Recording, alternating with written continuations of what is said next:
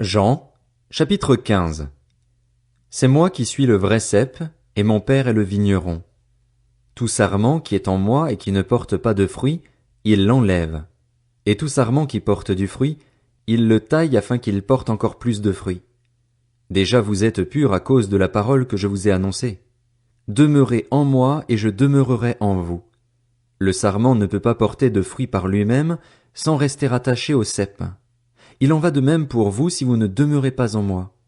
Je suis le cep, vous êtes les sarments.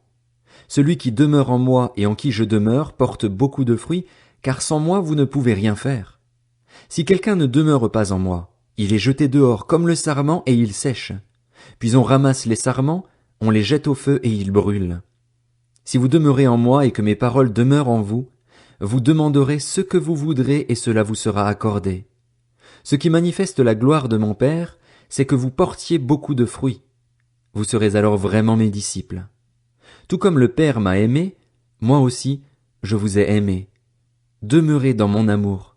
Si vous gardez mes commandements, vous demeurerez dans mon amour, de même que j'ai gardé les commandements de mon Père et que je demeure dans son amour. Je vous ai dit cela afin que ma joie demeure en vous et que votre joie soit complète. Voici mon commandement. Aimez-vous les uns les autres comme je vous ai aimé. Il n'y a pas de plus grand amour que de donner votre vie pour vos amis. Vous êtes mes amis si vous faites ce que je vous commande. Je ne vous appelle plus serviteur parce que le serviteur ne sait pas ce que fait son Seigneur, mais je vous ai appelé ami parce que je vous ai fait connaître tout ce que j'ai appris de mon Père. Ce n'est pas vous qui m'avez choisi, mais c'est moi qui vous ai choisi, et je vous ai établi afin que vous alliez, que vous portiez du fruit et que votre fruit demeure.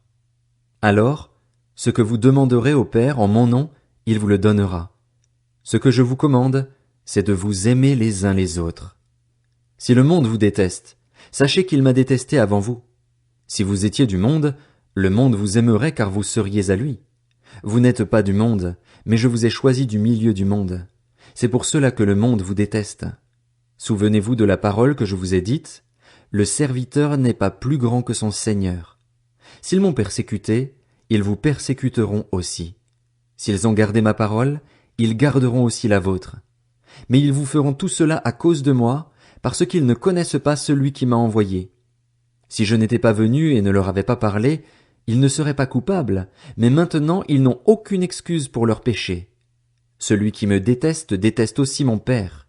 Si je n'avais pas fait parmi eux des œuvres qu'aucun autre n'a faites, ils ne seraient pas coupables, mais maintenant ils les ont vus et ils nous ont détestés, moi et mon Père. C'est ainsi que s'accomplit la parole écrite dans leur loi, ils m'ont détesté sans raison. Quand sera venu le défenseur que je vous enverrai de la part du Père, l'Esprit de la vérité qui vient du Père, il rendra témoignage de moi. Et vous aussi, vous me rendrez témoignage, parce que vous êtes avec moi depuis le début.